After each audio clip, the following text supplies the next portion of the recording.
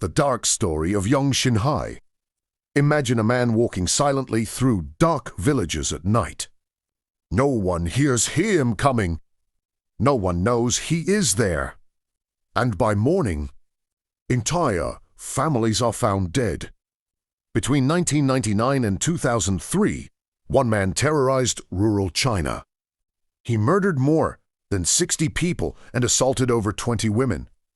Some people call him China's most dangerous serial killer. But the question is, what turns an ordinary man into a monster? And how did he manage to kill dozens of people for years without being caught? Stay with me until the end, because the final chapter of this story is just as chilling as the crimes themselves. And if you enjoy true crime stories like this, make sure to subscribe to the channel and hit the notification bell so you never miss our next dark story. Young Xinhai was born on July 17, 1968, in Jumadian, Henan Province, China. He was born into a poor farming family. From childhood, Young was known as a quiet and withdrawn boy. Neighbors later described him as someone who preferred to stay alone. But despite his quiet nature, Young was intelligent. He performed well in school and even dreamed of leaving the countryside.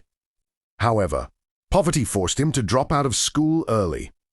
With limited education and few opportunities, he began drifting from job to job. But inside him, anger was slowly building. Anger toward society. Anger toward people he believed had treated him unfairly. And that anger would soon turn deadly. Early crimes. Before he became a serial killer, Young already had a criminal past.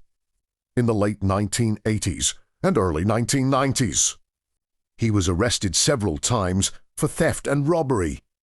At one point, he even served time in prison. Prison hardened him. Instead of reforming him, it made him more violent and more resentful. After being released, Young began traveling across rural China. He had no stable home, no family support. He became a drifter. But during these travels, something dark began to develop in his mind. He started planning revenge against society. Around 1999, young Xinhai committed his first confirmed murders. His victims were usually poor villagers living in isolated homes. His method was simple, but terrifying. He would walk for miles at night, searching for houses with dim lights or unlocked doors. Once inside, he attacked the entire family. Men, women, children. No one was spared.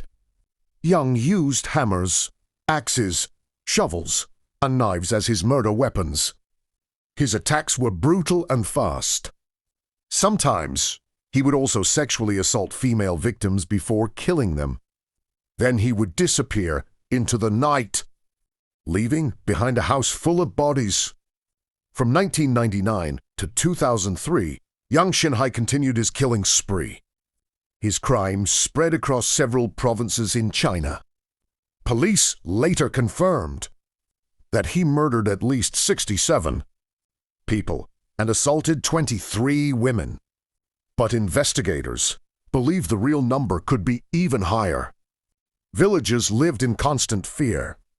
Families started locking doors earlier. Some people even slept with weapons beside their beds. But Young kept moving. He never stayed in one place for long. This made him extremely difficult to track. He looked like an ordinary traveler, a migrant worker, someone nobody would suspect, and that allowed him to keep killing. As the murders increased, Chinese police realized they were dealing with a serial killer. Investigators noticed patterns. Most attacks happened in rural homes. The killer struck late at night, and entire families were often killed. Police began coordinating across provinces. They collected evidence, interviewed survivors, and created a profile of the suspect. The man they were searching for was likely a drifter, familiar with rural areas, and extremely violent. But Yang continued to escape. For years, the killer remained a ghost. In 2003, police finally caught a crucial break. Investigators linked several crime scenes using forensic evidence and witness descriptions. The suspect was identified as young Xinhai.